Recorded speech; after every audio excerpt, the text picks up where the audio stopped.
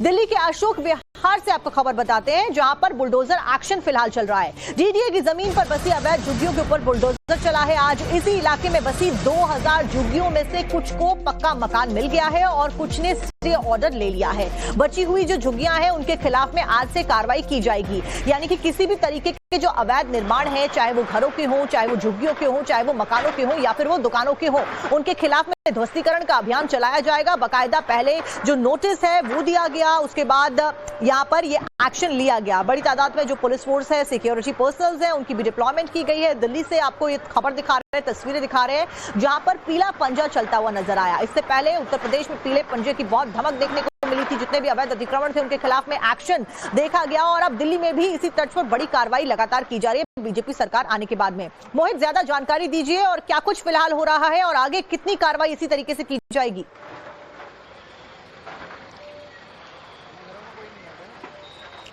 बिल्कुल साक्षी, में पहले आपको वो जगह दिखाता हूं जहां पर जिस तरीके से ये बुलडोजर एक्शन किया जा रहा है। फिलहाल मीडिया की एंट्री नहीं है, मल्टीपल बैरिकेडिंग की है पुलिस ने और यहां पर अंदर की तरफ झुग्गियां थी, जिन झुग्गियों को आज तोड़ा जा रहा है। विधानसभा चुनावों से पहले यहां पर 1600 जो झुग्गियां थी उनमें उनकी जगह पे यहां पे पक्के मकान दे दिए गए थे। आप जो बड़ी बड़ी बिल्डिंग देख रही हैं, जो उन्हीं को मकान दिए गए हैं, जो झुग्गी जहां मकान की स्कीम के तहत जो केंद्र सरकार ने दिए थे। डीडीए की तरफ से झुग्गियां दी गई, जो मकान दिए गए थे, लेकिन डीडीए का एक्शन यहाँ पे लगातार जारी था। लगातार यहाँ पे नोटिस सर्व किए जा रहे थे। जो अवैध झुग्गियां थी उनको हटाने की कवायद यहाँ पे शुरू से की जा रही थी। लोगों को बोला जा रहा था कि यहाँ पे जगह खाली कर दें, लेकिन कुछ लोग कोर्ट गए और कोर्ट ने उनको यहाँ पे स्टे दिया है। लेकिन करीब 300 से करीब झुग्गियां जो है वो यहाँ बची हुई है। जो पक्की झुग्गियां थी और जो कच्ची झुग्गियां थी उनकी भी यहाँ पे संख्या 200 से ज्यादा बताई जा रही है, जिनकी आज यहाँ पे सफाई की जा रही है। डीडीए के कर्मचारियों का कहना है कि आज इस सेक्शन को पूरा किया जाएगा। हालांकि इनका कहना है कि अगर भी आगे भी जो लोग यहाँ पे रह रहे हैं वो हटते नहीं है तो उनके खिलाफ आने वाले दिनों में भी एक्शन जारी रहेगा। तो फिलहाल मैं आपको दोबारा से विजुअल दिखाऊं, पुलिस बल आपको भारी संख्या में नजर आएगा और यहाँ पर जो अवैध झुग्गियां थी, जो बची हुई झुग्गियां थी, जिनको कोर्ट से स्टे नहीं मिला, जिनको पक्का मकान नहीं मिला, अवैध झुग्गियां बनी हुई थी और कितने सालों से जो एक्शन था वो नहीं लिया गया था और इन झुग्गियों को हटाने के बाद में यहाँ पर क्या कुछ डेवलपमेंट की जाएगी?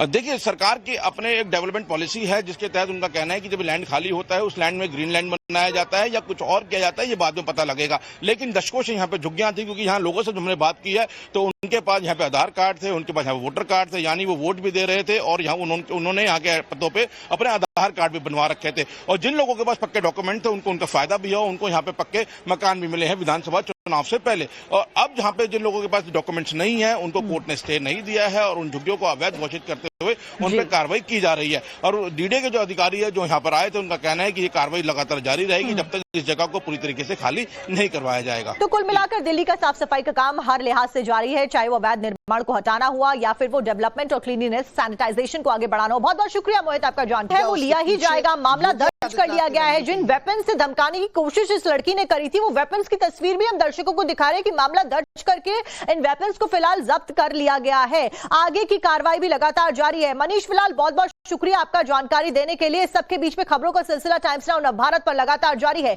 दिल्ली के अशोक विहार से आपको खबर बताते हैं, जहां पर बुलडोजर एक्शन फिलहाल चल रहा है। डीडीए की जमीन पर बसी अवैध झुग्गियों के ऊपर बुलडोजर चला है। आज इसी इलाके में बसी 2000 झुग्गियों में से कुछ को पक्का मकान मिल गया है और कुछ ने स्टे ऑर्डर ले लिया है। बची हुई जो झुग्गियां हैं उनके खिलाफ में आज से कार्रवाई की जाएगी, यानी कि किसी भी तरीके के जो अवैध निर्माण है, चाहे वो घरों के हों, चाहे वो झुग्गियों के हों, चाहे वो मकानों के हों या फिर वो दुकानों के हों, उनके खिलाफ में ध्वस्तीकरण का अभियान चलाया जाएगा। बाकायदा पहले जो नोटिस है वो दिया गया, उसके बाद यहाँ पर ये एक्शन लिया गया। बड़ी तादाद में जो पुलिस फोर्स है, सिक्योरिटी पर्सनल्स हैं, उनकी भी डिप्लॉयमेंट की गई है। दिल्ली से आपको ये खबर दिखा रहे हैं, तस्वीरें दिखा रहे हैं, जहां पर पीला पंजा चलता हुआ नजर आया। इससे पहले उत्तर प्रदेश में पीले पंजे की बहुत धमक देखने को मिली थी। जितने भी अवैध अतिक्रमण थे उनके खिलाफ में एक्शन देखा गया और अब दिल्ली में भी इसी तर्ज पर बड़ी कार्रवाई लगातार की जा रही है बीजेपी सरकार आने के बाद में। मोहित, ज्यादा जानकारी दीजिए और क्या कुछ फिलहाल हो रहा है और आगे कितनी कार्रवाई इसी तरीके से की जाएगी?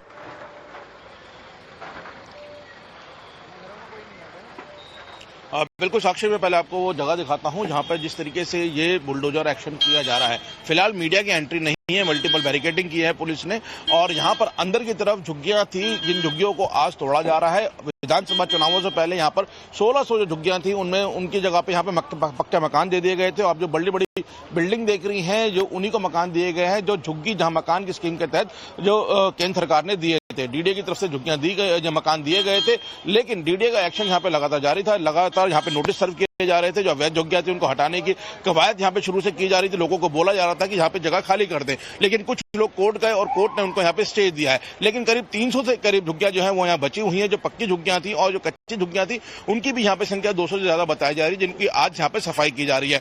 डीडीए के कर्मचारियों का कहना है कि आज इस एक्शन को पूरा किया जाएगा। हालांकि इनका कहना है कि अगर भी आगे भी जो लोग यहाँ पे रह रहे हैं वो हटते नहीं है तो उनके खिलाफ आने वाले दिनों में भी एक्शन जारी रहेगा। तो फिलहाल मैं आपको दोबारा से विजुअल दिखाऊं, पुलिस बल आपको भारी संख्या में नजर आएगा और यहाँ पर जो अवैध झुग्गियां थी, जो बची हुई झुग्गियां थी, जिनको कोर्ट से स्टे नहीं मिला, जिनको पक्का मकान नहीं मिला, अवैध झुग्गियां बनी हुई थी और कितने सालों से जो एक्शन था वो नहीं लिया गया था, और इन झुग्गियों को हटाने के बाद में यहाँ पर क्या कुछ डेवलपमेंट की जाएगी?